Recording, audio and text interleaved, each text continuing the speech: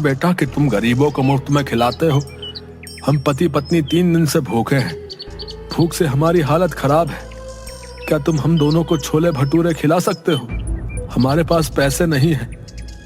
माफ करो बाबा, आज मैं किसी को मुफ्त में नहीं खिला रहा। बाबूलाल की बात सुनकर वहाँ पर खड़े हुए लोग बाबूलाल को देखकर हंसने लगे। ठीक है बेटा, जैसी तुम्हारी मर्जी।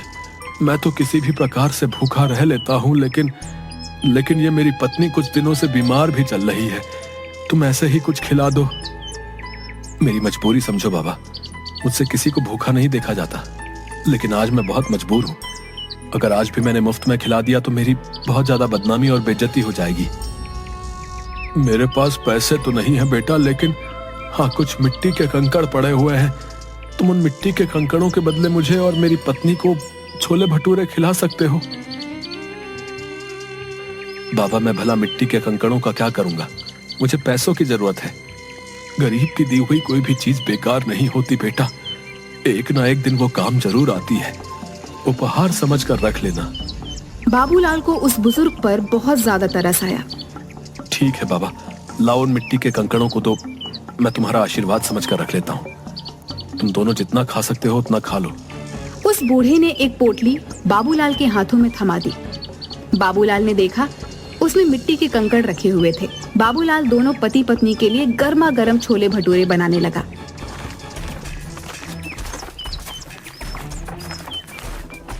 तभी वहाँ पर ठेला लगाकर खड़ा हुआ नरेश बाबूलाल से बोला, अरे इन मिट्टी के कंकड़ों से तू भला कैसे सीताराम और मोहनलाल का कर्जा चुकाएगा रे?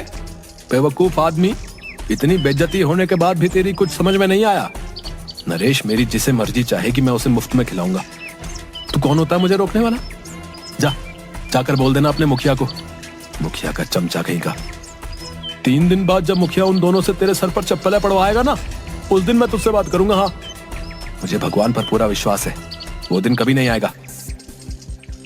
इतना कहकर बाबूलाल फिर से छोले भटूरे बनाने लगा, मगर देखते ही देखते वह बूढ़े पति पत्नी बाबूलाल के सारे छोले भटूरे खा गए। बाबूलाल जरा सा चेहरा लिए उन्हें देखता रह गया। उसने देखा उसके ठेले पर अब कुछ भी नहीं बचा था। बाबूलाल चुपचाप अपने घर चला गया। क्या हुआ, आज दोपहर में ही कैसे चले आए? कहीं आज भी सारे छोले भटूरे कहीं बांट तो नहीं आए? निर्मला, मुझसे इस वक्त बात मत करो। अरे तो फिर और किससे बात करूं? अपना सर दीवारों पर मारूं क्या? मेरी तो सोच सोच के हालत खराब होते जा रही है कि 2 दिन बाद क्या होगा। वैसे तुम कभी शाम से पहले घर नहीं आते, आज क्या हुआ? बाबूलाल ने अपनी पत्नी को सारी घटना बता दी।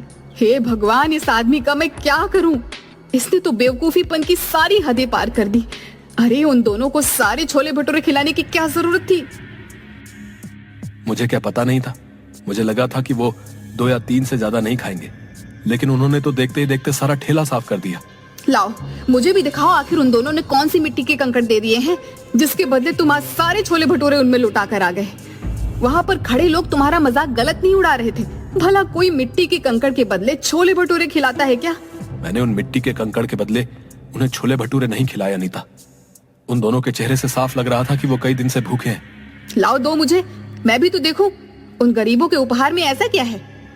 बाबूलाल ने उदास मन से वह पोटली अपनी पत्नी को दे दी और पोटली में कंकड़ देखकर निर्मला गुस्से से चीखते हुए बोली, हाय राम, अब इस कंकड़ का क्या करूं?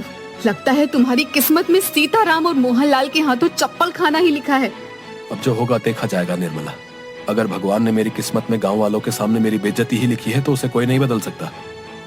बाबूलाल वहां से चला गया।